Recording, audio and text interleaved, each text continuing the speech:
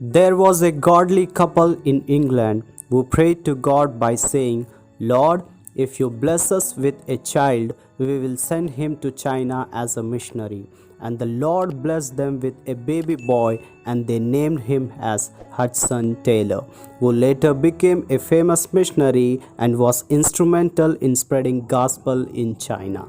Hudson Taylor was born on 21st May 1832 in England. His parents were godly, but this could not help him as a growing child.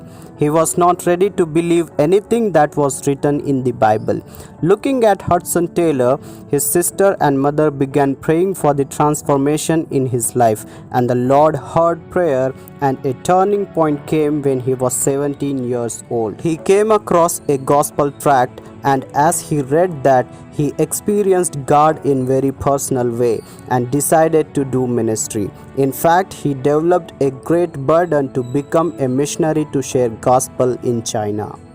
In the following years, after the completion of his medical studies, he traveled to China and landed in Shanghai on 1st March 1854.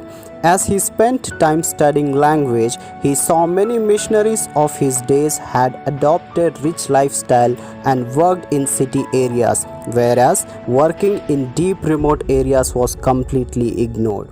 Having noticed everything, soon Hudson Taylor began preaching gospel and distributed tracts in nearby areas, but the Chinese people could not accept him.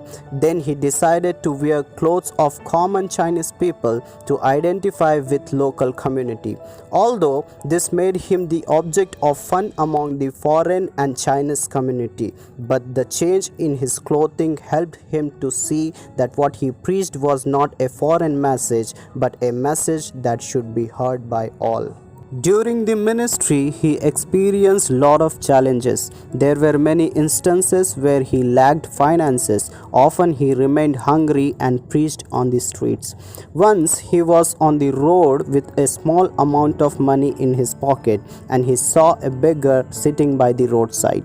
Immediately he felt compassion on him and gave up all the money to beggar by trusting the Lord for everything. The very next day he received a huge amount of money from one of his well-wishers. In simple words, he lived completely depending on the Lord. In 1857, Hudson Taylor resigned from Chinese Evangelization Society and founded a mission in Ningbo.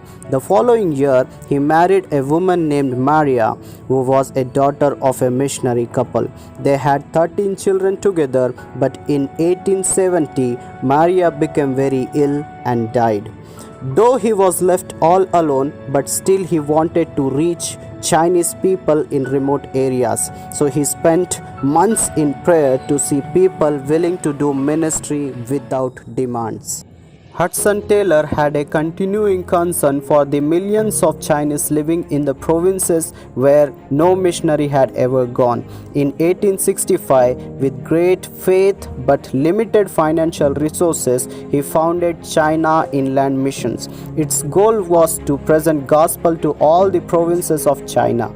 Beginning in 1866 with a group of 22 missionaries, the mission grew rapidly in numbers. By the time of Hudson Taylor's death in 1905, China Inland Mission was an international body with 825 missionaries living in all 18 provinces of China. Moreover, more than 300 mission stations were founded.